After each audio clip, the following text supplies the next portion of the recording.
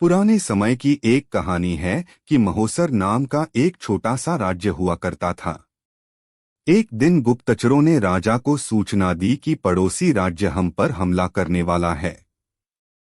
गुप्तचरों ने बताया कि खबर एकदम पक्की है। सिर्फ 3 दिनों के भीतर पड़ोसी राज्य अपनी विशाल सेना के साथ हम पर हमला कर देगा और उनकी बड़ी सेना के आगे हमारा टिक पाना बेहद कठिन है। राजा बेहद चिंतित हो गया।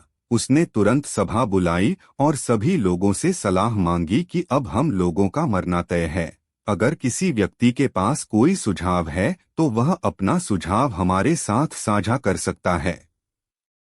राजा के चतुर मंत्री ने कहा, राजन, अब जब जान पर बन ही आई है तो इसका एकमात्र उपाय है कि हमें आज ही पड़ोसी राज्य पर हमला कर देना चाहिए। राजा बोला, मंत्री जी, हमारी सेना बहुत छोटी है, हम उनका मुकाबला कैसे कर पाएंगे? मंत्री बोला, राजन, पड़ोसी राज्य की अभी युद्ध की तैयारी नहीं है। अभी उन पर हमला कर दिया तो वह संभल नहीं पाएंगे और हमारे जीतने की कुछ तो उम्मीदें बनेंगी।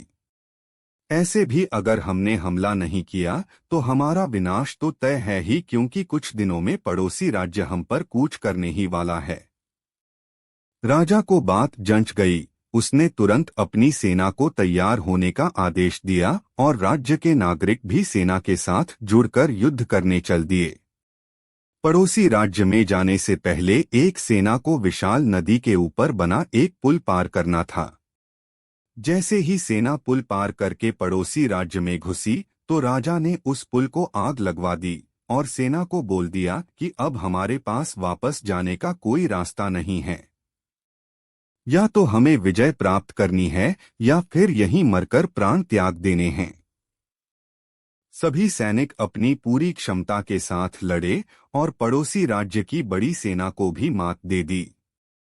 मित्रों, जैसे राजा ने अपनी सेना की असफलता के सभी रास्ते बंद किए थे, ठीक वैसे ही आपको भी अपनी असफलता के सभी रास्ते बंद करने होंगे।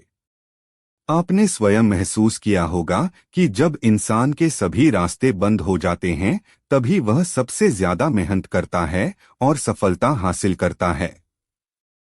अपनी सफलता के लिए खुद को झोंक दीजिए, अपनी असफलता के बारे में सोचना ही छोड़ दीजिए, क्योंकि आपके पास असफल होने का कोई ऑप्शन ही नहीं है। खुद को असफल होने का कोई ऑप्शन ही मत दो। डरो नहीं, कोई भी समस्या आपकी क्षमता से बड़ी नहीं है। जुट जाइए, सफलता आपकी राह देख रही है।